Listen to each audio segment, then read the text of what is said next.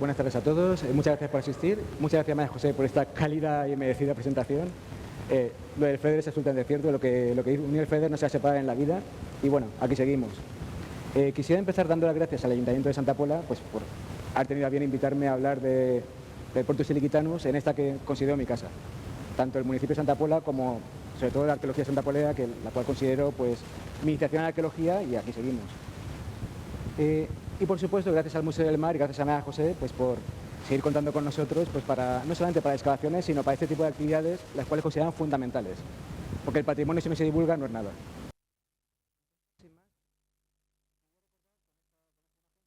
El principio de todo, en realidad. Esta me parece que es la quinta convocatoria del conversatorio, pero aquí tengo fotos de nosotros mucho más jóvenes, cuando hicimos la primera sesión de Primatología Museo Academia, que creo que es el germen de esto que estamos haciendo ahora mismo. Y bueno, pues me ha parecido bien traer lo que fue el principio y lo que estamos haciendo ahora. Yo también. Yo tenía pelo y todo. Y también, no menos importante, no solamente las excavaciones y el divulgarlo como lo hacemos en este tipo de actos, como pueden ser un conversatorio o los diálogos acá en el museo que hicimos en su momento, sino que quería también reivindicar la importancia que tienen los proyectos por excavación, que hemos llevado haciendo desde que empezamos a excavar, primero en Picola y posteriormente en Portus, desde 2017 hasta la actualidad. Son importantísimos porque podemos enseñaros a vosotros, a los que tenéis a bien acudir a los yacimientos, ver en vivo cómo está funcionando, cómo trabajamos. Podéis ver a los compañeros que están excavando con nosotros, los cuales son voluntarios en su gran mayoría, son gente que está estudiando la carrera, que está formando para ser los arqueólogos del futuro, de los cuales hay aquí unos cuantos, y que el mérito de la excavación es de ellos.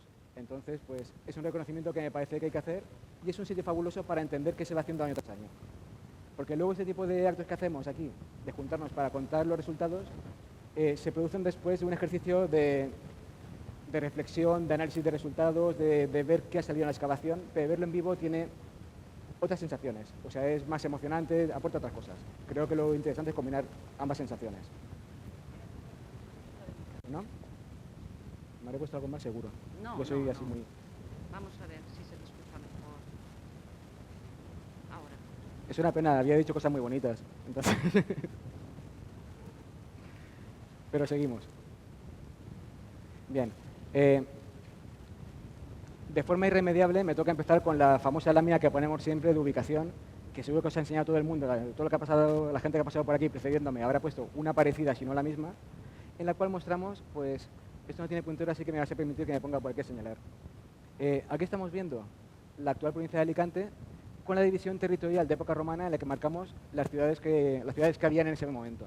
Pues aquí veis Iliki, que es la que nos interesa en este caso, pero habían otras tantas más, no tantas. Y vemos que el territorio... Uy, qué susto. Vemos que el territorio de Iliki es, con diferencia, el más amplio, el más grande de toda la actual provincia de Alicante. Era un territorio, una ciudad con un territorio bajo su control bastante amplio. Iliki no era una ciudad importante solamente por eso, que ya es bastante. Podemos decir que en cierto momento llega a ser la ciudad más importante entre Cartagonova y Valencia, que no es poco, en medio de unas cuantas más. Entonces estamos hablando de una ciudad muy, muy importante. Y su importancia precisamente viene de su puerto, del trasiego que tiene ese puerto, que llega a ser uno de los puertos con más actividad en ciertos momentos de la historia de Roma, según acredita pues, los estudios de dinámica comercial que se han hecho en ese sentido. Hay una particularidad, muchos lo sabréis, pero siempre hay que hacer mención a ello, es que aquí tenemos la ubicación de Iliki, de la urbe, que está en la actual, no está en la Elche actual, la Elche actual es de origen medieval, está en la Alcudia de Elche, que es, como ya sabéis, un yacimiento arqueológico de primer orden, el más importante de la provincia, con diferencia. Aquí tenemos a su director arqueológico, y está aquí ubicado, y su puerto, podéis ver que está dislocado respecto a dónde está la urbe. Eso es algo bastante frecuente en época antigua, es decir, por motivos de seguridad, por motivos de distintos tipos de estrategias, en este caso muy probablemente también por un tema de que la zona del Portus sería inhabitable. Imaginaos esta gran zona inundable que era el Sinus Iliquitanus, era una zona de marjal, con inundaciones, con mucho mosquito, entonces no sería un lugar cómodo para establecer una ciudad como tal. Entonces su dislocación pues era...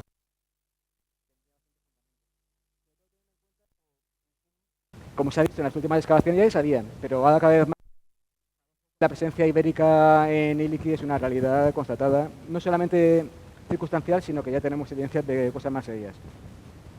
Entonces, la ciudad la hacen donde ya había un asentamiento importante previo.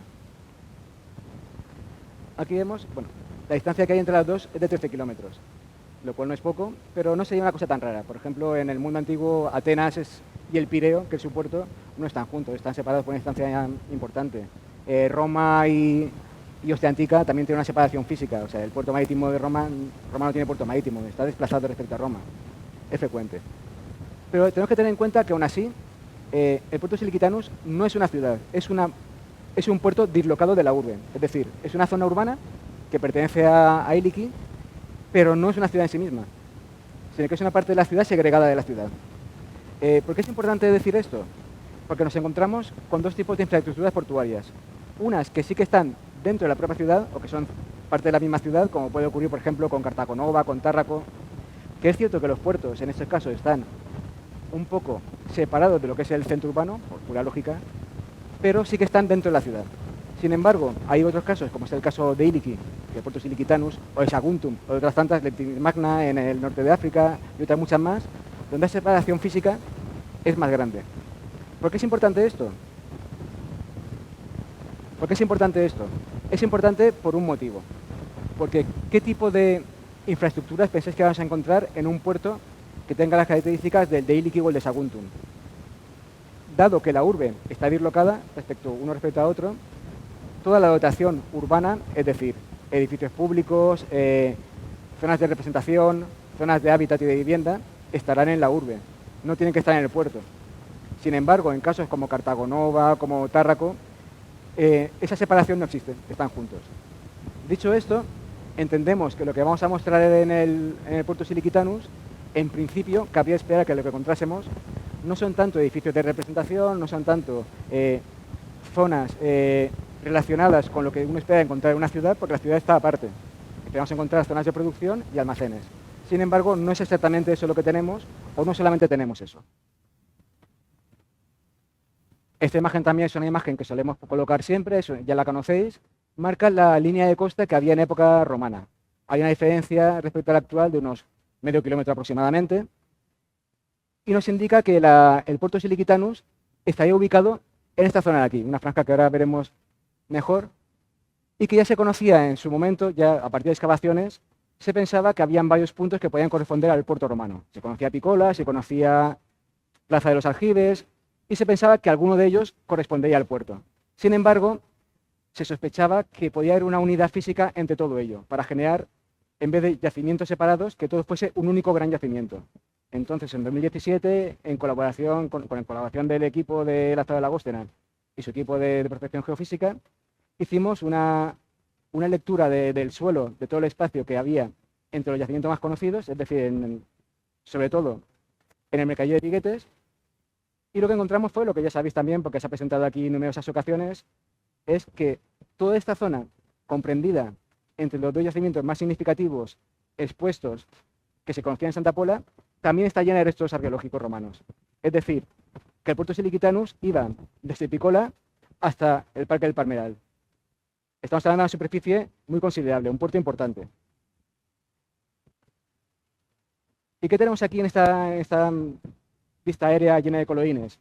Pues aquí quiero destacar, por una parte, los principales yacimientos, los cuales están exhumados y visibles. Es decir, aquí tenemos Picola, aquí tenemos la parcela Puerto Siliquitanus, en la que nos centraremos luego, y la Casa Romana, que todos conocéis. Pero eso no es lo único que tenemos. También se documentó, por medio de excavaciones arqueológicas, lo que pasa es que se decidió no conservarlo o está ahora mismo oculto, excavaciones importantes, por ejemplo, en la estación de autobuses, la actual estación de autobuses. También se hicieron excavaciones, de hecho, las primeras excavaciones que se hicieron en Santa Pola fueron las que se hicieron en la Plaza de los Aljibes, en la cual se encontraron restos importantes que ahora están cubiertos. Se comenta que se puso encima una plancha de hormigón, me gustaría verlo. igual están conservados, igual no. Algún día pasamos a georadar por dentro, encima de la plancha de hormigón, así es verdad. Y también el Parque del Palmeral. Cuando se hizo la reforma que dio lugar al parque tal cual lo conocemos hoy en día, se hicieron excavaciones en una zona y sondeos en otras, y se encontraron restos arqueológicos también de interés, los cuales en parte están documentados. También los recuperaremos y los enseñaremos aquí.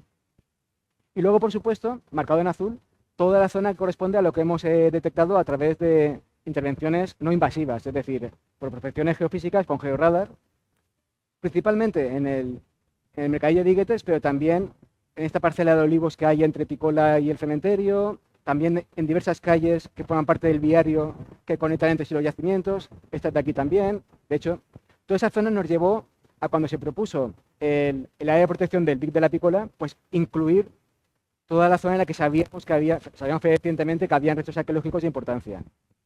Aquí veis, ¿eh? Marcado en rojo lo que sería el área de protección BIC y marcado en azul el área que se había delimitado previamente en el catálogo de protección de 2008. Ambas son complementarias, porque una engloba el BIC con las zonas más cercanas, más justapuestas a lo que sería la propia Picola, pero en el otro también incluimos otras zonas de interés arqueológico que también están protegidas, evidentemente.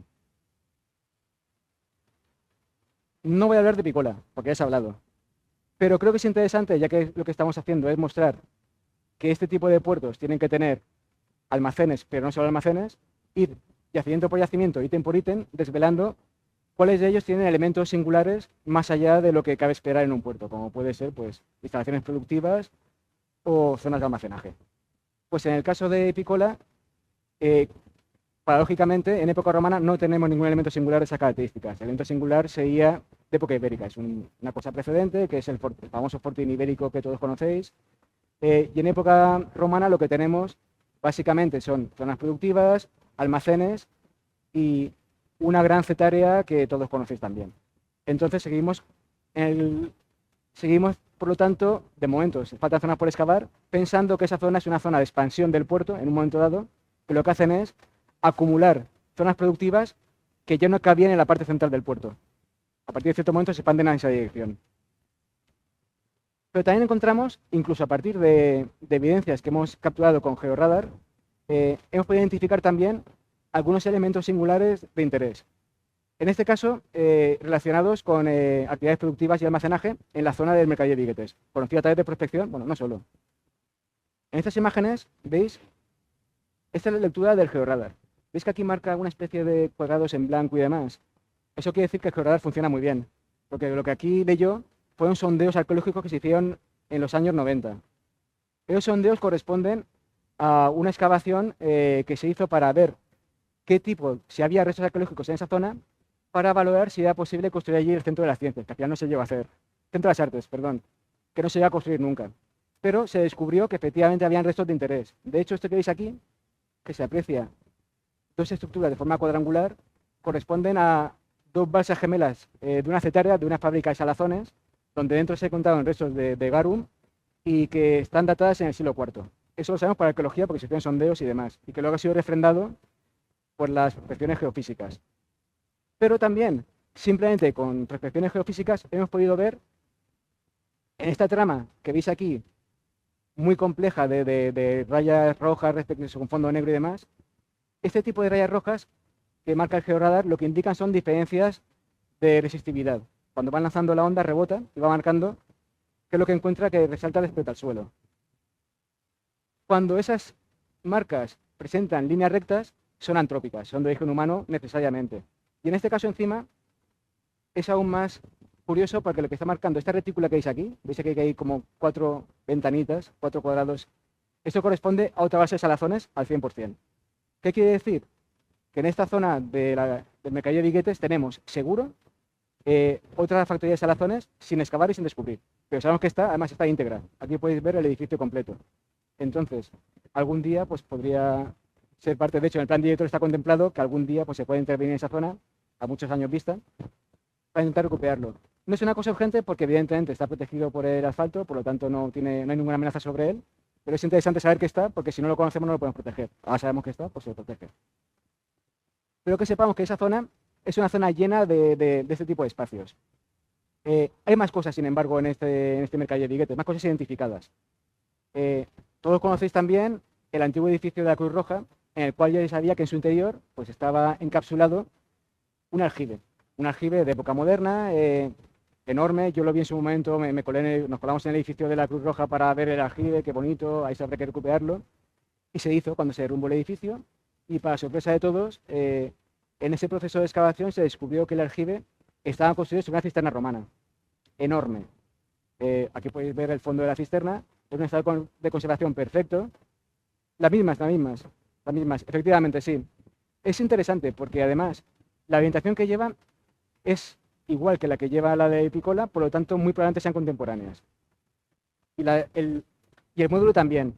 Los romanos tienen una manía, o una ventaja cuando nos dedicamos a romano que no tienen los compañeros de medieval o de otras épocas, y es que son muy codiculados. Es decir, ellos funcionan con un módulo constructivo, lo aplican casi siempre, las orientaciones, entonces, en este caso, si tienes una cosa orientada en esa dirección y con un módulo con unas dimensiones concretas, van a ser de la misma época, muy probablemente. Y aquí ocurre, aquí se da. Entonces, esta cisterna es muy interesante, pero de nuevo estamos en instalaciones típicas y esperables de una zona portuaria. Pues hemos visto zonas productivas, como esta fábrica de salazones, la otra que está vista aparte de sondeos, y una cisterna que también sería una cosa esperable. Aún puede dar mucho más juego todavía el tema del georradar en esta zona, porque también identificamos una serie. Aquí lo que hemos hecho es pintar sobre las tramas que proporciona el georradar las alineaciones más evidentes, para que fuese más fácil mostrarlo e interpretarlo. Fijaos en una cosa, lo que también hemos marcado son orientaciones, es decir, esta orientación verde corresponde con esta que veis aquí, y las orientaciones azules son distintas. Esas orientaciones corresponden con otras que tenemos documentadas en zonas de Santa Pola donde se han hecho excavaciones arqueológicas. Se ha documentado que hablan de dos momentos distintos. Es decir, en época altoimperial están construyendo con esta orientación y luego parece que a partir del siglo III hay un abandono, un colapso. Yo no creo que sea completo del puerto, pero por lo menos de ciertas zonas en las cuales luego, a partir del siglo IV, se construye sobre lo que había con otra orientación. No reutilizan lo que ya había, sino que directamente muchas veces ni siquiera están viendo parte de lo que había abajo, sino que reutilizan, arrancan las piedras que sobresalen y construyen con otra trama urbana distinta, que es lo que vemos con las líneas azules. Entonces aquí hemos identificado elementos que corresponderían algunos a fase alto imperial, otros a la fase bajo imperial. De la fase alto imperial que tenemos aquí, el más destacado sería esta trama de aquí abajo, que corresponde muy probablemente a unos almacenes portuarios. Siempre tenemos la misma imagen, pero es que es una imagen muy, muy evocadora. Salvando las distancias, estos son los hórrea, los grandes hórrea de Ostia Antica, es decir, son palabras mayores, son los hórrea donde llega todo el comercio marítimo que va a llegar a Roma ciudad, lo cual es mucho. Pero fijaos en cómo se distribuyen, son pequeños espacios anexos unos a otros muy estrechos. Están diseñados para que cuando hagas almacenaje allí, sobre todo de grano o de cualquier tipo de producto que sea perecedero, si algo está en mal estado, no contamina lo de al lado. Entonces, ese es el tipo de distribución que hacen. Pequeños cubículos separados entre sí, pero también comunicados para que se puedan airear. Esto es lo que tenemos aquí. Entonces, sabemos que en esta zona correspondería tener, además es lo que tocaría, porque aquí tenemos el muelle, pues una zona de almacenes para que tal cual se haga la carga y descarga de barcos, pues tenga sitio para hacer ese ejercicio. Bueno, esto pertenece a los almacenes tiberinos, ya en Roma ciudad. Es un puerto fluvial. Ahora vamos ya a los elementos singulares, es decir, a las cosas que tenemos detectadas, no solamente en la parcela Puerto Siliquitanus, sino en todo el Puerto Siliquitanus en general, elementos que no sean propios de un puerto en sí mismo, que son los que consideramos de interés en este caso. Por ejemplo, aquí hemos marcado con círculos rojos, óvalos en algunos casos, todas las zonas donde se han documentado elementos funerarios, es decir, restos que pueden hablar de una necrópolis.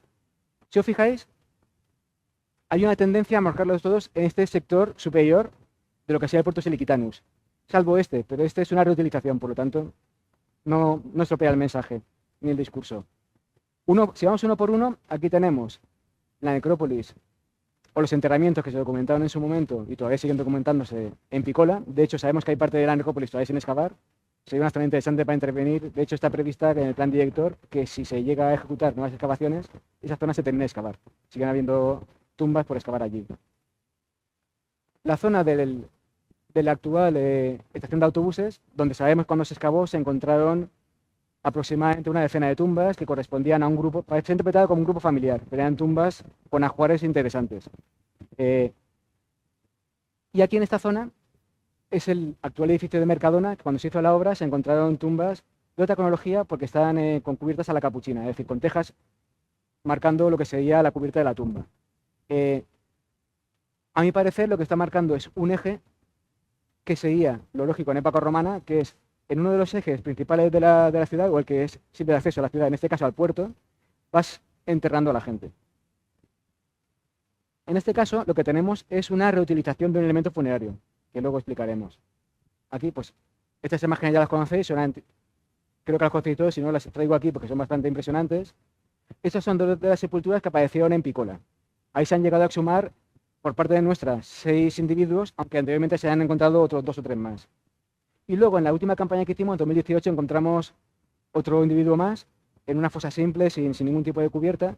Este es un caso interesante, porque durante el proceso de excavación observamos que entre sus piernas había una mancha húmeda, es decir, estaba excavado, por lo tanto la mancha húmeda era absurda, no tenía ningún sentido, no había habido ningún tipo de filtración posible. Al excavarla encontramos lo que había eran huesos pequeños, por lo tanto fue una mujer embarazada que murió y que durante el proceso de descomposición soltó al feto. Y entonces recuperamos el feto y está todavía en proceso de estudio. Pachuca de Miguel, que es una compañera y amiga, que es la que se encarga de estudiarnos todo este tema. De hecho, va por su segunda tesis doctoral. Su segunda tesis doctoral, de hecho, va sobre niños muertos, o sea, en partos. Y este tema pues lo está estudiando ella. Y bueno, sigue todavía en estudio. Pero vamos, eso es lo que salió en la excavación y es lo que mostramos, porque está inédito todavía, hasta que Pachuca no lo devuelva. Y este es el elemento funerario que os comentaba que apareció aquí, en la excavación de Portus Iliquitanus. Durante la excavación de Portus hay una parte de esa parcela que se excavó en los años 80 y otras 2 pequeñas franjas que no se habían tocado nunca. Una de ellas encontramos un pavimento hecho con material reutilizado. Estamos hablando del siglo III o IV, probablemente más cuarto que tercero, en el que al levantar ese pavimento encontramos que una gran losa, que está significativa, era esta inscripción funeraria, que haciendo un poco de puzzle la recompusimos y que fue leída e interpretada por Juan Manuel Abascal, catedrático de Historia Antigua de la Universidad de Alicante, que es el epigrafista vivo más importante en la actualidad. Y que según su estudio y análisis correspondería a finales del siglo II, principios del siglo III. ¿Por qué es interesante esto? Porque nos habla de eso, nos está hablando de que hay una ciudad, disculpadme porque yo me caí con la trampa, en instalaciones portuarias de época alta imperial, siglo I-II, luego un borrado y una reconstrucción siglo IV. Entonces, el que tengamos un indicador de una tumba del siglo II finales, principio del III, que en un momento, seguramente en el IV, la arrancan para utilizarla como un pavimento, quiere decir que ya no había una conexión familiar, física, emocional de la gente que está haciendo eso respecto a este muerto. Este tipo de placa, por cierto, correspondería seguramente a un nicho. Sería un columbario en el que iba marcado con una placa la persona que estaba allí depositada. Son inhumaciones. Entonces, tendría que haber en algún sitio en el Portus Iliquitanus, probablemente, pues, algún tipo de instalación de ese tipo para depositar muertos. Entonces, posiblemente dentro de esta franja que comentamos que sería seguramente la vía principal de unión entre la Alcudia y Portus Iliquitanus, jalonando el camino. ¿Qué más elementos encontramos de interés que no sean exclusivos de lo que cabría esperar en un puerto? Curiosamente, estatuaria. Creo que Merche Tendero ya os comentó esto, me han comentado mientras venía aquí, que ya comentó algo de esto, pero bueno, yo lo traigo de todas maneras también. Y es que tenemos noticias de Pedro Ibarra. Pedro Ibarra era el archivero de Elche, pero su hermanastro, Aureliano Ibarra, pues tiene una relación muy especial con la Alcudia, excavó allí también, su hermano también hizo ciertas excavaciones, y entre los dos fueron un poco los grandes impulsores de la arqueología ilicitana y santapolera, ambas dos. Pues Pedro Ibarra documenta que en el cementerio de Santa Pola, le llaman porque aparecen restos de estatuas de bronce. Aquí os traigo un fragmentito de lo que dice, no hace falta que lo leáis, os lo cuento yo. En su historia de Elche cuenta que aparecen restos de estatuas de bronce cortados, pero que viéndolo parecían que eran estatuas de gran formato, es decir, probablemente de una escala de 1,5, 2, respecto a lo que sería una figura humana. Pues él lo que dice es que recupera esos fragmentos, que son 115 kilos de bronce, poca broma, y se los da a su hermano Aureliano, o sea, con las cosas que su hermano Aureliano ha rescatado de Alcudia, van haciendo partidas y van mandándolas a Madrid, al Museo Arqueológico Nacional. Entonces, según cuenta él, estos fragmentos de estatua están depositados en el MAN. Pues Noguera Celdrán, catedrático de la Universidad de Murcia, en los años 90 fue al MAN a buscar esta estatua y la encontró. De hecho, la estudió y ha descubierto en su momento, que en realidad corresponde al menos a 2 estatuas. dos estatuas de gran formato, de bronce, dos estatuas al menos. Hay un fragmento de mejilla, hay fragmentos de distintas partes del cuerpo que son compatibles con dos estatuas al menos, de bronce de gran formato. No son el tipo de elementos que esperas encontrarte en un puerto. Es decir, no estás hablando de un puerto cualquiera, estás hablando de un puerto con ciertas características especiales. No son solamente almacenes, no son solamente zonas productivas. No metes una estatua de bronce en un almacén para que te salude cuando entras. Entonces, es cierto que en su momento se interpretó como que estas estatuas estaban cortadas porque lo que se iba a hacer era pues, repartir ese metal para fundirlo y hacer otro tipo de usos de él, que sería lo probable. Y entonces se cuestiona que a lo mejor su origen pueda haber sido el Portus Siliquitanos. A mí me cuesta creer que si vas a refundir algo, lo hagas viajar hasta el Portus para cortarlo y refundirlo allí. O sea, lo normal es cortarlo y refundirlo en el sitio de origen. En este caso, entonces, nosotros creemos que lo que tenemos en realidad son estatuas que su ubicación original eran, no sabemos qué lugar del Portus, que llegan a cortarlas para llegar a fundirlas, y ese acopio nunca se llega a recuperar. Se queda perdido hasta que recupera Pedro Ibarra. Tenemos otros elementos singulares también que serían poco esperables en una zona portuaria como tendría que ser esta, es decir, zonas de hábitat. En este caso, zonas de hábitat un poco particulares, como es el caso de la Domus del Parmeral, que todos conocéis también. Esta Domus es una Domus, a mí me gusta decir que es una Domus mal hecha, si me permitís la broma. Es como, imaginaos que yo voy a Roma, veo cómo son las casas señoriales de allí, me gustan, y lo que hago es decirle a 4 obreros de donde yo vuelvo, de mi lugar de origen, quiero que me hagas esto, y le hago un boceto en una servilleta. Y ellos me hacen lo que pueden y tienen conocimiento para hacer. Entonces es una casa muy pretenciosa, mal ejecutada, digámoslo así. Entonces, cuando te acercas a ella y ves, por ejemplo, el mosaico, ves que el mosaico está mal hecho, no han calculado bien, ves que algunos muros no están como tienen que estar, ciertas cosas que denotan que se ha hecho intentando aparentar, pero sin llegar a hacer una ejecución correcta. Es decir, quizás no con una brigada especializada de trabajadores. Hay que advertir que esta casa romana es del siglo IV, pero en su momento se hizo una excavación de ella hasta los cimientos y se encontraron restos de una posible casa previa. Me lo creo. Es decir, no lo creemos por un motivo, porque aquí estáis viendo marcada lo que conocemos de la Casa Romana, eso también puede ser Casa Romana, pero es que al lado, en la zona que ahora es Parque del Palmeral, es decir, enfrente, justo de donde estaba el bar de la Casa de la Senia, se hizo también una excavación. Se excavó una superficie amplísima en los años 90 y cada vez está cubierta. Y si os fijáis en estas estructuras, luego las mostramos más en detalle. Se ven elementos que tienen de nuevo las dos orientaciones. Unas orientaciones que son claramente altoimperiales, además corroboradas por los materiales de la excavación, y otras claramente bajoimperiales, es decir, siglo IV o V, también corroboradas por materiales de la excavación. ¿Qué quiere decir esto? Porque es interesante. Porque la casa romana mantiene una orientación altoimperial.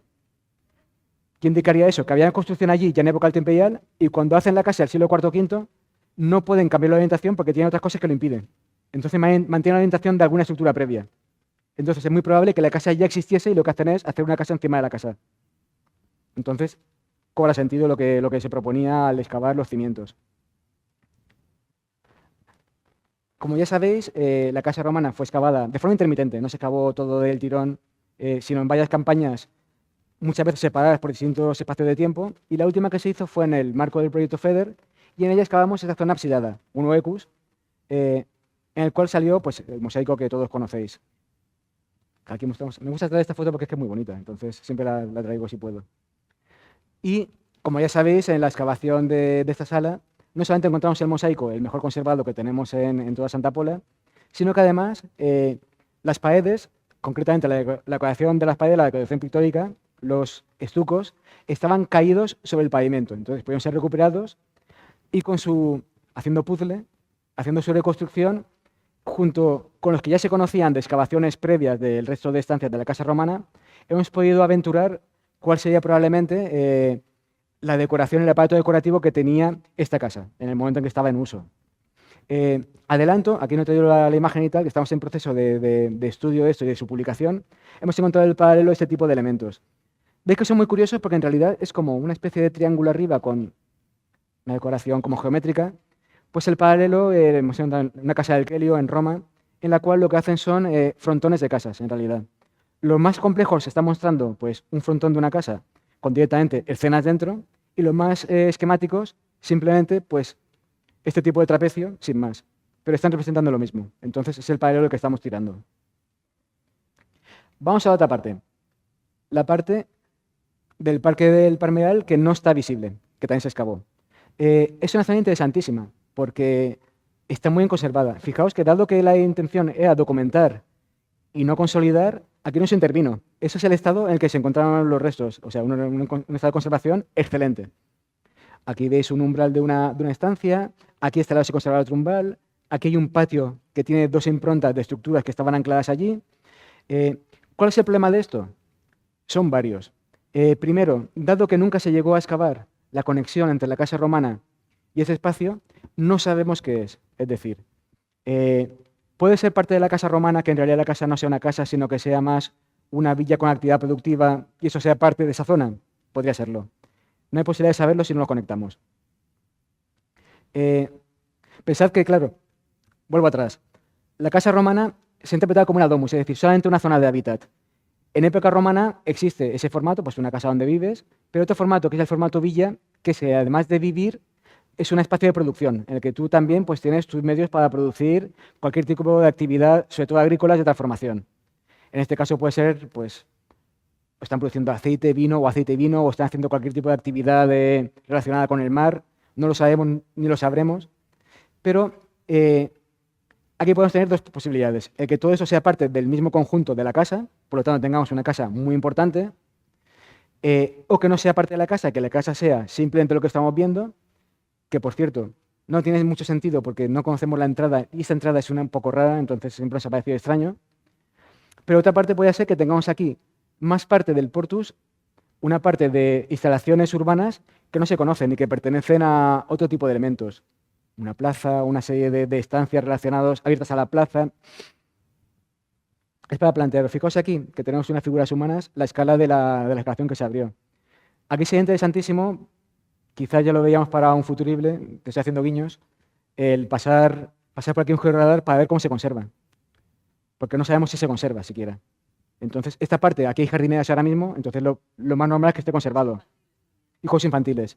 Lo normal es que tenga encima una losa de hormigón y por lo tanto se conserve, pero estaría bien saberlo. Estaría bien saberlo, sería interesantísimo.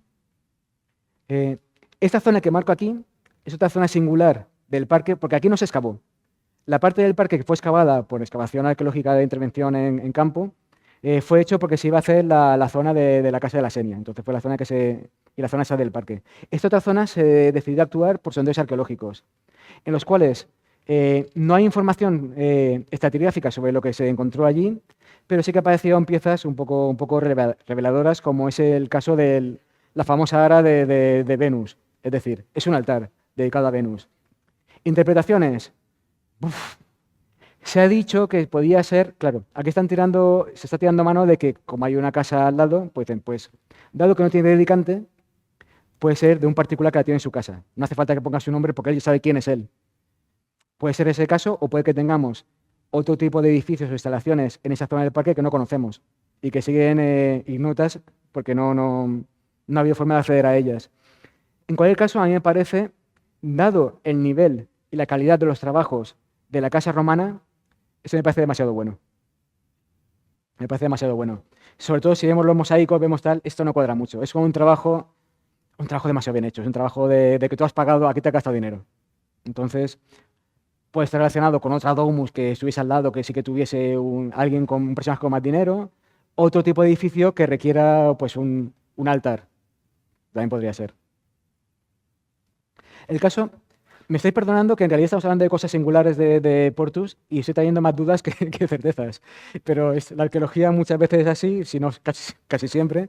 Y más en este caso cuando en realidad estamos tocando excavaciones que han sido puntuales, que han sido algunas de ellas muy antiguas, en las cuales tenemos retazos solamente, no tenemos información cerrada.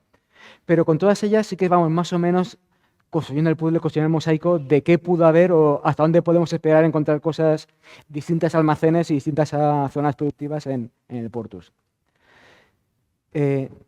Una última zona que quiero destacar antes de meternos ya en el Portus Iliquitanus, en la parcela Portus, es la zona de la Plaza de los Aljibes. En este caso, cuesta incluso encontrar fotografías de calidad.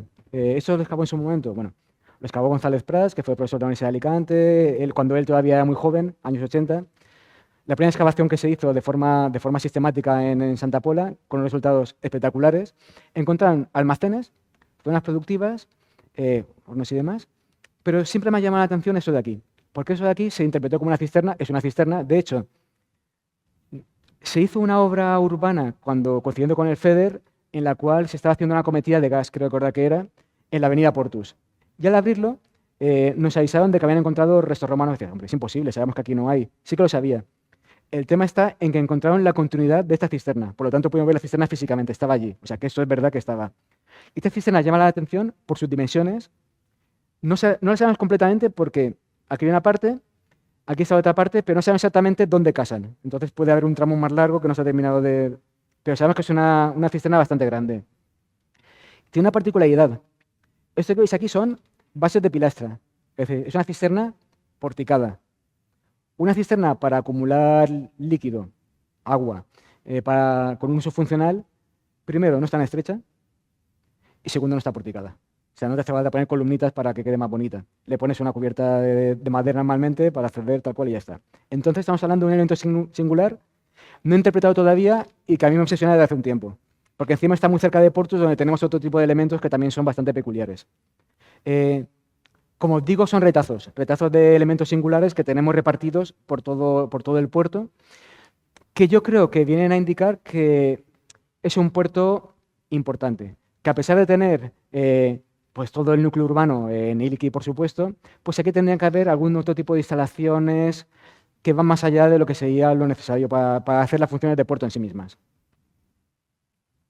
Y vamos ya pues, a la joya de la corona, a nuestro Portus, que le queremos mucho. Aquí tenemos esta planta que veis aquí, está segregada por colores en el que marcamos la cronología de los distintos edificios. Sí. Ten en cuenta eso, efectivamente. Aquí estamos, a este lado queda Mercadillo de Viguetes, por lo tanto, esto claramente se mete en Mercadillo de Viguetes. Es evidente, porque aquí tenemos simplemente la pared esta que tenemos dividiendo las dos cosas. Aquí tenemos el edificio de Plaza de los Aljibes, por lo tanto, eso de aquí sigue para arriba. Ya sabemos que ahí salieron cosas, por lo tanto, no es nuevo. De hecho, esto es interesante porque es un canal de agua que lleva la dirección de una de las cisternas que se conocen ahí arriba. Entonces, tiene sentido. Aquí tenemos otra urbanización bajo, que este muro, pues, claramente se mete en la urbanización sin ningún problema. Y aquí, pues bueno, aquí es donde se acaba nuestro mundo, porque empieza la avenida Portus. Y ya tenemos ahí enfrente, pues, ya sabéis, el Parque del Palmeral con todo lo que hemos ido viendo. Esta es quizás la zona más desconocida y la que menos se sabrá porque está más afectada, porque todas las conducciones urbanas que pueda haber debajo de la avenida Portus, pues por un tema de cota ya habrán afectado los restos, muy probablemente. El caso es que aquí lo que tenemos, que es una cosa que está en relación con lo que ya sabíamos. Permitidme que vuelva para atrás muy rápido. Luego iré para adelante muy rápido también, aquí. Si nos vamos a lo que conocemos del... Pensad que durante mucho tiempo lo único que sabíamos del puerto romano de Santa Pola era la información que nos proporcionaba Picola, porque Puertos Ilicitanos era una excavación antigua, no interpretada, con problemas, y sin embargo Picola era información más reciente, en la cual sí que se había documentado científicamente una serie de cosas que permitían sacar conclusiones contrastables. Entonces, si os fijáis, en realidad la fase augustea es muy reducida, la primera fase que corresponde a la augustea es muy reducida y muy poco importante respecto al conjunto que tenemos aquí. Lo que os comentaba antes, la impresión que da es que quizás sea una zona de expansión del puerto. Es la zona más periférica que tenemos. Da la impresión de que el núcleo del puerto no estaría allí, sino que en un momento dado lo que hacen es crecer hacia allá, ocupando zonas que no estaban tan ocupadas en ese momento. De hecho, de primer momento del puerto, que sería esta zona verde, hay muy poquito. Sobre todo son fases posteriores. Hay una clara presencia ya de época altoimperial, que es la azul, que son todo almacenes. ¿Qué quiere decir? ¿Qué está pasando en ese momento? Lo que está pasando es que en ese momento Lucentum, la ciudad romana de Alicante, ha caído, ha colapsado. Estamos a finales del siglo I, principio del II. El puerto de Lucentum, que es un puerto natural buenísimo, por un tema de depósito de aluvión, llega a no ser fondeable. ¿Qué hace eso? Hace que todo el tráfico marítimo derive a Santa Pola, derive al puerto Siliquitanus. Explota, eclosiona de una forma brutal a nivel económico y hace que los almacenes que ya existiesen en la parte que ya conocéis, Mercadillos y demás, ya no sean suficientes. Y toca colonizar con almacenes toda esta parte para dar servicio a todo el nuevo tráfico que está llegando. Entonces, para mí esta siempre ha sido una zona de expansión, en un momento dado cuando hay necesidad, y que luego pues, es amortizada por otras fases posteriores.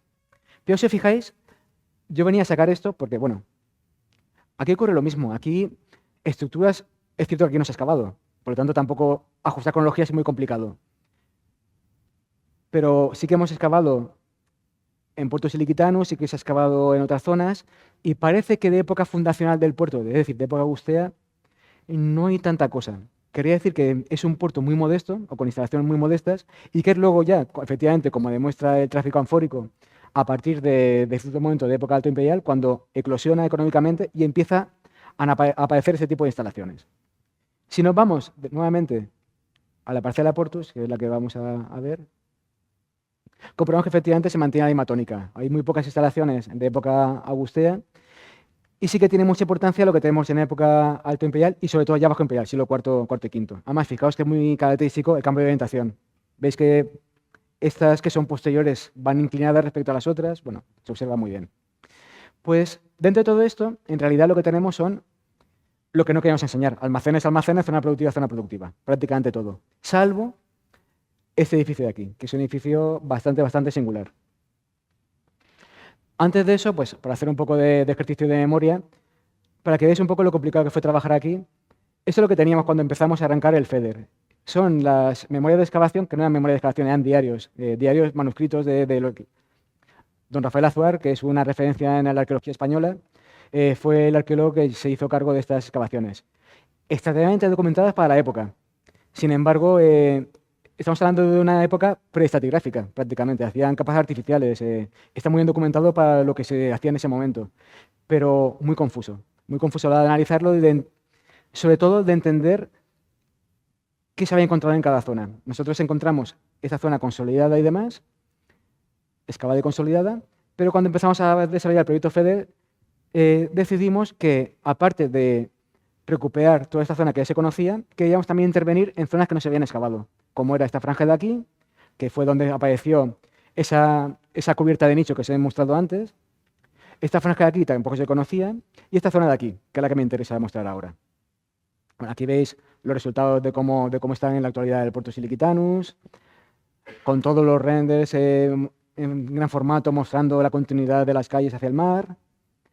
Y aquí, en esta zona, pues esta zona, en realidad, en el proyecto inicial, iba a ser una zona de reserva arqueológica. Era una zona donde en el proyecto lo que estaba previsto era convertirla en una zona sobrelevada, ajardinada, en forma de mirador, con banquitos y con lámparas. Muy bonita.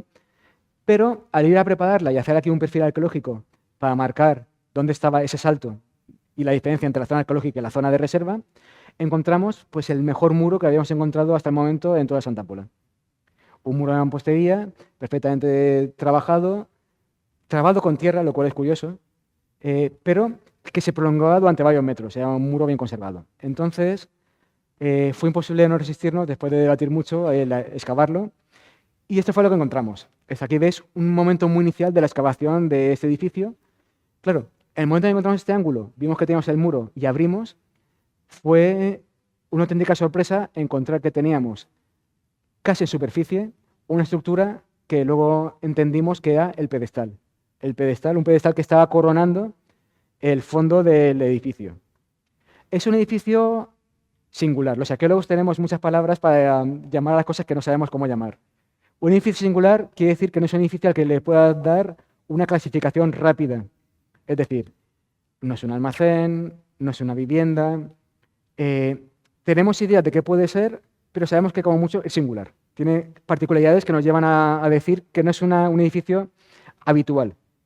Es una cosa especialmente significativa. En este caso, perdóname que me ponga por aquí para ir señalando cosas. Estas son fotos del primer año, ¿vale? Por lo tanto, el estado en el que se encuentra ahora mismo es distinto. Luego iremos mostrando fotos de según se fue avanzando las excavaciones. Pero aquí ya se entiende cuál es la trama del edificio tal cual lo encontramos. En la cabecera encontramos un pedestal. un pedestal de calcoarenisca en forma de U, que es esto que veis aquí, con 2 alas que sobresalían por los lados. Una de las alas está expoliada. Se hizo una gran fosa de expolio que rompe toda esta parte del edificio y que está afectado, pero aún así se encontró la cimentación de este muro, por lo tanto se ha podido reconstruir, sabemos que existía y demás. Y que afecta pues, a este lateral del pedestal que estaba, y que sabemos que estaba, pero que lo rompe, vamos. El pedestal estaba jalonado por 2 pequeñas habitaciones. Una estelada, 2 chelas, una chela lateral aquí y otra aquí, la cual solamente se conserva el arranque de este muro porque el otro muro fue también reventado por la misma fosa, que rompe también el pedestal. Pero sabemos, al estar aquí este arranque, sabemos que es asimétrico. Entonces tenemos un edificio que mide 7,25 de ancho, con una longitud en ese momento todavía indeterminada, que no está compartimentado, que tiene solamente 2 pequeñas habitaciones laterales y presidida por un pedestal claramente para colocar una estatua. No estamos hablando de un almacén, no estamos hablando de una zona productiva. Además, aquí veis distintas imágenes, aquí se aprecia el trazado de una de las salas laterales. Aquí en detalle estamos viendo el pedestal, prácticamente en el momento de su hallazgo. Aquí en esta planta vemos cuando ya se amplió la excavación, es el momento en que finalizó el FEDER. Aquí marcamos el fin del mundo, que coincidía con una serie de estructuras. Bueno, hay que decir que durante el proceso de excavación de este edificio comprobamos, aparte de fosas de expolio, que ya hemos mencionado, ya de época antigua, sobre esos abandonos y expolios, o sea, se instalan basureros y demás, y se hacen construcciones posteriores. Es decir, hay un momento en el que este edificio, que nosotros datamos en el siglo I, muy principio del siglo I después de Cristo, hay un momento en que el edificio ya no es visible y construyen encima. Es más, este recorte que veis aquí es un pozo que recortan contra la fachada del edificio. Y cuando lo recortan, el edificio no es visible. Se dan cuenta que está en la fachada porque en el momento que encuentran piedra dicen, bueno, me vale para hacer aquí el recorte y hacer el resto del pozo. Pero lo hacen apoyado contra la fachada del edificio. El edificio no es visible, es decir, que el nivel en el que estaban pisando entonces es sobre el abandono del edificio. Es decir, que en el siglo IV el edificio ya no existe como tal. Ha sido completamente amortizado. Pues en esta primera campaña, en el FEDER, llegamos a documentar restos de su pavimento, que era un mortero de cal de mala calidad, pero que estaba relativamente bien conservado, muchas fosas y demás, y varios elementos especialmente destacados. Hicimos unas campañas nuevas en 2023-2024 para terminar de sacar el perímetro del edificio, dado que es una cosa que había quedado inconclusa y que era un tipo de edificio que lo merecía y que había que terminar de contextualizar y de entender exactamente qué era. Pues, fijaos la calidad, bueno, aquí cambia la calidad de las fotos en comparación con las del FEDER, claramente, y el tipo de documentación. Este elemento que vemos aquí, que ya se intuía, ya se veía en la campaña del FEDER, corresponde a este elemento vertical que aquí tenemos, que es un ara, es un altarcillo votivo que está clavado en el frente al pedestal de la estatua. Tenemos 2 aras. Ahora iremos a qué puede ser, qué no puede ser, pero eso lo dejo para el momento de la discusión, que creo que va a ser más divertido. Planteamos, fuimos excavando, pensad que en esta excavación, en realidad, acordamos lo que fue el FEDER, nos acordamos lo que fue el FEDER, entonces hubieron cosas que quedaron inconclusas dentro del edificio. No solamente en delimitar todo su perímetro, sino también dentro del propio interior del edificio. Aquí se llegó al nivel de pavimento, esta zona quedó por excavar parte del mismo. Había todavía rellenos y colapso de paredes y demás en el interior, que se llegó a excavar en 2023. Identificamos una fosa contra la base del pedestal. Curioso, porque las fosas que están documentadas aquí, si son fosas de expolio, lo que están haciendo es robar piedra. O destruir cosas para hacer basureros. En este caso, la fosa, cuando la excavamos, vimos que se metía por debajo del pedestal. ¿Qué quiere decir eso? Que es una fundación. Es decir, la fosa estaba antes de que se meta el pedestal. Apareció una serie de materiales que están todavía en estudio, pero los materiales nos aportan una cronología. Eso es muy interesante, porque podría ser del 1 avanzado o del 2 incluso. Es decir, nos parece que no es original del edificio, sino que en un momento dado se hace una reforma dentro del edificio, posiblemente a lo mejor un cambio de pedestal, o el pedestal lo meten en ese momento y lo que hacen es hacer un inauguratio para el pedestal y en ese momento colocan luego el pedestal encima. O sea que el pedestal puede que no sea original y la fosa pues está marcando en qué momento se coloca. pues aparece, claro, lo que suele aparecer en este tipo de fosas es muy característico, mucha materia orgánica, es decir, restos de hueso y cerámica rota que corresponde, cerámica de mesa. Entonces, es compatible con un posible banquete que luego se haya hecho. Una inauguratio es eso, es un sacrificio de un animal que luego te lo comes y lo depositas ahí. Y has inaugurado un edificio, o en este caso parte del edificio. Lo sabemos, no podemos saberlo porque falta por excavar el resto de la fosa. Es decir, como tenemos encima un pedestal que pesa pues, varias toneladas, hasta que no se desmonte el pedestal y podamos terminar de excavar la fosa entera, no podremos saberlo. Pero apunta a eso simplemente por el hecho de que la fosa, si os fijáis, el nivel en el que se encuentra, la cota superior al que se encuentra, es el nivel que corresponde al nivel de la parte más baja a la moldura del pedestal. Es decir, es compatible con el pedestal, estaría cubierta por el pavimento del edificio y tiene toda la pinta de ser lo que es. De hecho, veis aquí, esta imagen la traigo aposta para que veáis que la cerámica dentro de la fosa se mete debajo del pedestal. Entonces, pues parece bastante significativo. Encontramos también, esto también es novedad de la campaña del 23, que esta sala lateral tenía un pilar en su fachada. Es decir, que aquí tenía pues, una base de un pilar, de una estructura vertical perdida, pero que se ha conservado perfectamente en lo que es la estructura en la que le daba asiento. Es decir, hacerse la idea de cómo sería este edificio entonces. Un edificio muy largo, expedito prácticamente, salvo la división que tenemos en el fondo de esas dos salas pequeñitas, que no son salas funcionales en realidad, son salas de muy poca superficie, que encima están rematadas por dos elementos verticales y que tienen en el fondo un pedestal. Vaya. Encontramos también que se conservaba parte del enlucido parietal, muy deteriorado. Otra particularidad del edificio es que el edificio, ya he comentado que el muro es de buena calidad, pero a medias. Es decir, no se utiliza ningún tipo de trabazón compleja. En vez de utilizar un cemento romano, un cementicium, que es lo habitual en este tipo de construcciones, usan como argamasa barro, usan arcilla directamente. De hecho, documentamos que eso que veis aquí, que tiene un numerito y todo, es el alzado vertical de este muro, es de tierra, es un muro hecho con arcilla. Es decir, que lo que hacen en toda esta construcción probablemente es hacer zócalos de piedra, de los cuales tenemos la altura máxima que tenían, y a partir de ahí el resto del alzado es de arcilla. Está en un encofrado en el cual meten arcilla y la encapsulan. Eso es muy raro. Es decir, es cierto que tenemos el complejo de pensar que en época romana todo se construye con piedra, es gran obra monumental. No es cierto, nosotros hemos excavado en sitios donde había arquitectura de tierra, en villas importantes y en otros sitios, lo que pasa es que no se documenta tanto, pero existe. Aquí yo creo que estamos ante un tipo de obra muy local, o sea, muy local, que utiliza elementos locales y en el cual, pues, se podría haber utilizado piedra, han preferido no utilizarla. Quizás porque la gente que lo ha construido, pues, está haciéndolo como lo suelen hacerlo en época ibérica y tienen todavía la tradición. Lo cierto es que al excavar dentro lo que encontramos no son derrumbes de piedra, sino colapso de paredes de adobe. Encontramos adobe fundido, es decir, barro, que está rellenando todo. O sea, son las paredes que han colapsado y han generado una amalgama de barro que toca desmontar por capas.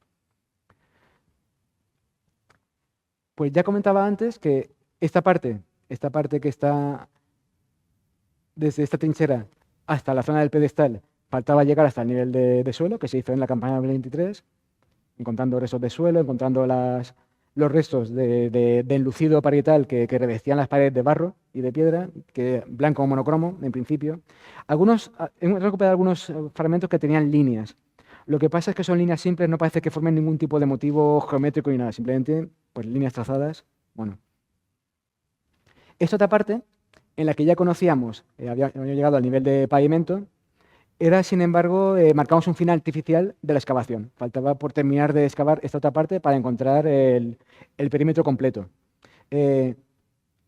Tuvimos un problema, que como los romanos son romanos y nosotros hacemos cálculos pensando que estamos con romanos, calculamos a partir de las medidas vitruvianas que con una anchura de 7,25, que es lo que tiene el edificio, la proporción de este edificio necesariamente es 2:1, o sea, 2:1. Es decir, si mide 7,25 de ancho, tiene que medir 14,5 de longitud. Entonces, excavamos 15 metros para llegar a encontrar el acceso. O sea, le dimos medio metro más, no llegamos. ¿Qué quiere decir? Que el edificio era más grande de lo esperado. Es más, para un romano sería una anomalía. Sería un edificio extraño y desproporcionado, porque es extrañamente largo para la proporción que tiene.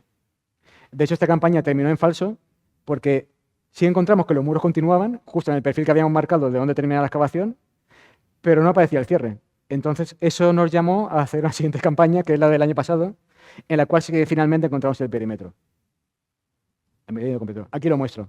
Esto es inédito todo, esto es primicia, de hecho, la memoria final la terminamos hace relativamente poco y estoy viendo imágenes que todavía no hemos enseñado en ningún sitio. Este es el cierre del edificio. Aquí veis los lienzos que cerrarían por este lado, la continuidad de los lienzos que ya conocíamos, y aquí tenemos el umbral de acceso. Son dos grandes lajas de piedra calcodanesca que en total suman una longitud de 2,70. Ellos son 9 pies romanos, a 30 centímetros por pie. Es una anchura, es una dimensión bastante amplia para una puerta. Un edificio enorme, con una puerta monumental, 2,70, el cual está presidido por un pedestal para una estatua y que tiene 2 celditas laterales a los lados. Ya hemos recordado además que teníamos un altarcillo colocado en el centro. Ese altarcillo, en esta campaña pudimos ver que no es original, es decir, que se clava en el interior en un momento posterior. Aún así deciden clavarlo allí.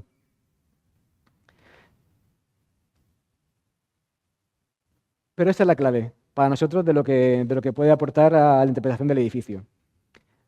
Al documentar el acceso, ampliamos lo que nos permitió el margen que habíamos determinado de esa excavación, porque claro, como ya no queríamos pillarnos los dedos, ampliamos mucho más para sacar sí o sí el perímetro completo, y encontramos esto que veis aquí. No se aprecia bien porque está muy dañado por fosas que lo van rompiendo todo, pero aquí veis una estructura escalonada, una plataforma escalonada, frente a la entrada. No es un podio, pero es un semipodio. Aquí tenemos el Portus Iliquitanus, si lo pensáis, tiene una morfología curiosa, es decir, desde la sierra hasta la costa va bajando de forma escalonada.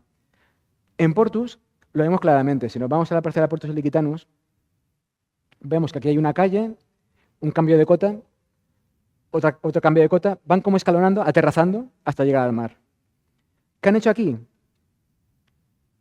Este edificio, cuando lo construyen, la parte trasera está más elevada que la parte delantera, porque hay un desnivel natural. ¿Qué hacen? Calzan solamente la parte delantera, metiendo un semipodio, que es esta estructura escalonada que le va dando la misma horizontalidad a la parte delantera y a la parte trasera. Entonces, nosotros proponemos que es un edificio público, necesariamente, de hecho, muy posiblemente con un uso cultural. Todavía indefinido, porque tiene muchos problemas interpretativos, que todavía estamos trabajando en ellos. Es muy grande, se conserva perfectamente. En realidad, he dicho que estábamos buscando un edificio de 14,5 metros, que es lo que tocaría. El total que tenemos son 15,50. Esta es la planta completa del edificio, ya excavado. Tenemos un edificio de 15,50 por 7,25 de ancho, en el cual tenemos el pedestal perfectamente conservado, tenemos las 2 chelas laterales. Esto es parte del pavimento, este pavimento es compatible con el otro, parece que hay un momento de pavimento, no tenemos 2 momentos de pavimento como pensamos en un principio. Aquí hay fosas de expolio que rompen el ángulo, y aquí lo mismo, rompen este ángulo, se conserva parte de la cimentación y nos han permitido cerrar el edificio, y la entrada, más esta plataforma escalonada que permite el acceso. Yo soy muy prudente, sobre todo si estamos aquí grabándolo y esto va a ser colgado en redes, no voy a utilizar la palabra templo, aunque lo estoy diciendo, pero es una de las posibilidades que estamos trabajando, que eso en un momento dado fuese un templo. Presenta problemas. ¿Qué tipo de templo es así? Los romanos no hacen templos así. Es decir, un templo romano, para empezar, un altar no está dentro de un templo romano, está fuera. Pueden tener aras votivas en algún momento dado, tal cual. En este caso no sería un problema porque sabemos que es posterior. Entonces, bueno, por ahí no nos cogemos los dedos. Aquí tocaría tener un altar, si fuese romano. El altar tendría que estar fuera. No lo sabemos. No se acabó todavía. Pero hay otros problemas. Tenemos 2 muros laterales. Más que muros, son 2 bancos laterales que van desde prácticamente la altura a la que está el altarcillo hasta prácticamente el acceso. No sabemos si llegan, al menos hasta aquí llegan, porque aquí sí que se ha documentado la fundación de este tramo. Pero al estar la fosa rompiéndolo, no sabemos si llegan a hacer ángulo aquí o si tienen continuidad, no lo sabemos. Pero al menos llegarían hasta casi la puerta de acceso. Los templos romanos no tienen bancos laterales. Hay templos de ese tipo, o estructuras de ese tipo, cultuales, El culto a Mitra, por ejemplo, sí que contempla este tipo de instalaciones. Son edificios cerrados, suelen ser subterráneos, pero no siempre. Tienen bancos corridos para que los fieles se sientan allí porque el culto se hace dentro. En el mundo romano, el culto se hace fuera del edificio, no se hace dentro del edificio. En este caso, estos bancos corridos parece que están indicando otra cosa. Y sabemos que los bancos son de primer momento. En la excavación de 2024 comprobamos que se asientan directamente sobre el paquete de nivelación del pavimento original. O sea que son originales, en principio. Y van enlucidos, el revoque que llevan también va con el pavimento original. Entonces parece que son originales. Estamos empezando a buscar paralelos de otro tipo. Paralelos orientales, paralelos norteafricanos. Esto responde más a lo mejor a un patrón púnico, a un patrón mediterráneo, más que a un patrón puramente romano. Es interesantísimo. Final de primero. Final de primero. Es interesantísimo por dos cosas. Primero, no puede ser lo otro porque es demasiado temprano para que sea un mitreo y es demasiado tarde para que sea lo otro. Pero, sin embargo, pues en el norte de África sí que hay cosas de este tipo. Estamos buscando ese tipo de paralelos.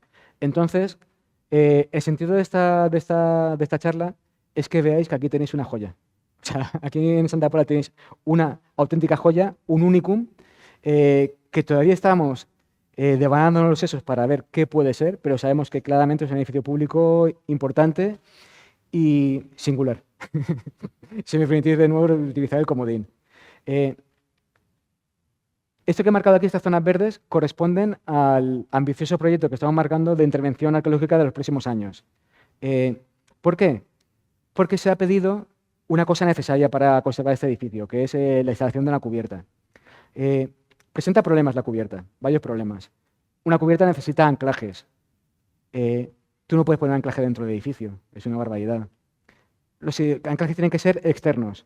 Si son externos, tienen que ser en zonas donde sepamos que no hay nada, porque se ha excavado ya. Entonces, hemos pedido permiso para excavar esta zona que queda todavía delante del acceso del edificio, para ver si aquí es posible instalar, o sea, primero ver qué hay, ver qué tenemos delante de la escalinata, ver si la escalinata continúa, y alcanzar la cota inicial de la escalinata, lo cual sería interesantísimo también, y ver hacia qué se abre, si podemos llegar a tener bastante holgura como para verlo.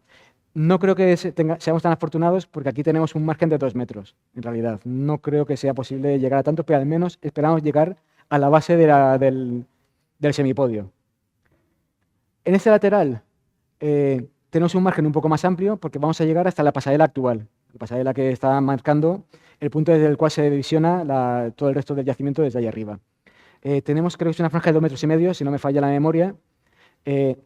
Vamos a agotarla hasta el ras para no solamente tener claro dónde colocar los anclajes que correspondían a la posible estructura de cubrición, sino también para poder contextualizar el edificio con qué había a los otros lados.